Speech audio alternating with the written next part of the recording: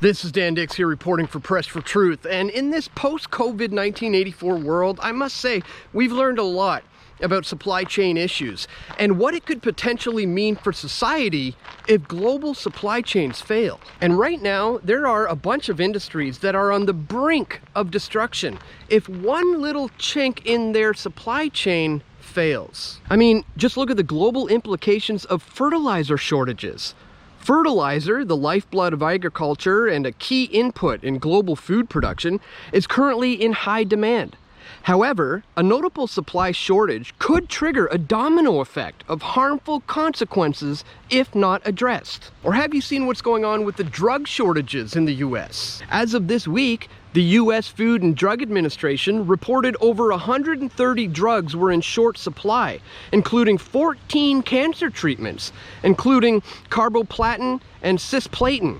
The shortages have heavily affected two frontline therapies used to treat a host of cancers, including head and neck, gynecologic, and gastrointestinal cancers. And remember the 2022 baby formula shortages that led to this? Due to COVID-19 supply chain disruptions, as well as some big brand recalls, seeing empty baby formula shelves in 2022 was not uncommon.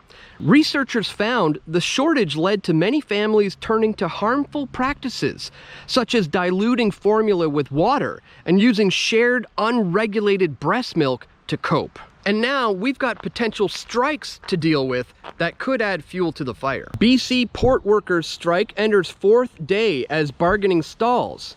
And there's also this, possible UPS worker strike would upend e-commerce and supply chain. And that got me thinking, what if there's the potential for a major supply chain disruption coming from a shortage of salt? I mean, just think about how important de-icing salt is for the roads in the wintertime when it comes to maintaining supply chains. Did you know that in the United States alone, 150 pounds of salt is poured on the road every year per person?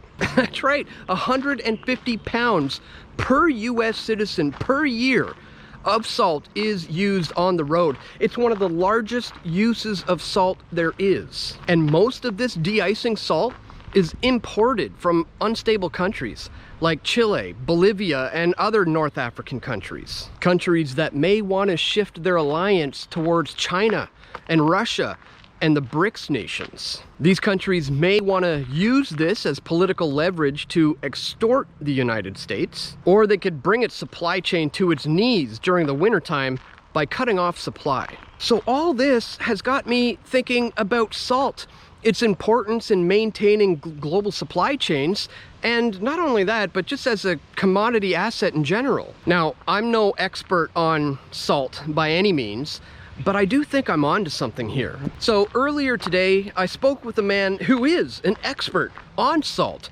The guy's been involved in this industry for over 30 years. So check out this interview with Rowland Howe. He is the president of Atlas Salt, a man who knows all too well the importance of this commodity when it comes to maintaining global supply chains. Check it out. This is Dan Dicks here reporting for Press for Truth, and there is no doubt that we are currently living in challenging and unprecedented times. Tensions are continuing to brew between Russia and NATO. We've got the BRICS nations who are continuing to undermine the dollar, and a global recession is still on the table. So today I wanted to talk about some of the key factors that could trigger a crash of epic proportions. But more importantly, I want to talk about some of the commodities that could potentially hold it all together and come out on top. So joining me on the line right now to discuss this and so much more is Rowland Howe. He is the president of Atlas Salt. AtlasSalt.com is the website. Sir, thank you so much for taking some time to speak with us here today on Press for Truth. Now, I wanted to get you. Thank you. Yeah, for sure. I wanted to have you on today to talk about this commodity that I think a lot of people don't really think about when it comes to potential supply chain issues, and that is salt, particularly the de-icing salt that is necessary to keep supply chains flowing during the winter time. So I want to talk about that, but before we get into that, maybe you could start us off on where you stand on the inflation debate. There's a lot of people who say, you know, it's running strong. We're potentially heading into a time of hyperinflation. Of course, the central banks and the governments might say otherwise, saying they're trying to keep it tame.